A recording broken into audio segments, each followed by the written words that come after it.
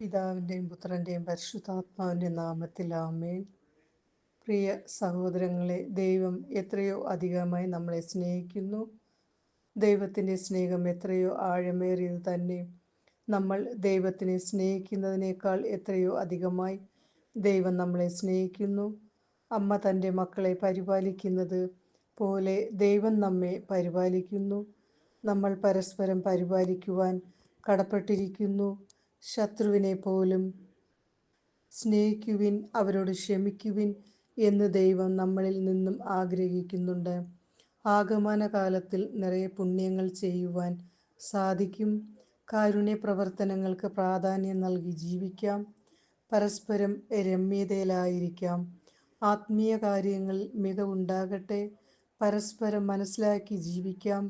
എളിമ എന്ന പുണ്യം അഭ്യർത്ഥിക്കുന്നതിൽ താൽപ്പര്യം കാണിക്കാം. ആത്മാവിനെ മുറിപ്പെടുത്തുന്ന കാര്യങ്ങൾ ഇടപെടരുത്. ഞാൻ കുറയണം, അവർ വളരണം എന്നുള്ള മനോഭാവം ഉണ്ടായിരിക്കട്ടെ. മറ്റുള്ളവരിൽ ദൈവത്തെ ദർശിച്ച് ജീവിക്കുന്നതിൽ ആനന്ദം കണ്ടെത്താം.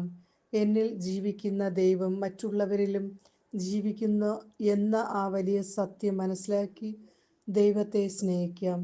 മറ്റുള്ളവരെ സ്നേഹിക്കാം. ദൈവം സമൃദ്ധമായി നമ്മൾ ഓരോരുത്തരെയും അനുഗ്രഹിക്കട്ടെ.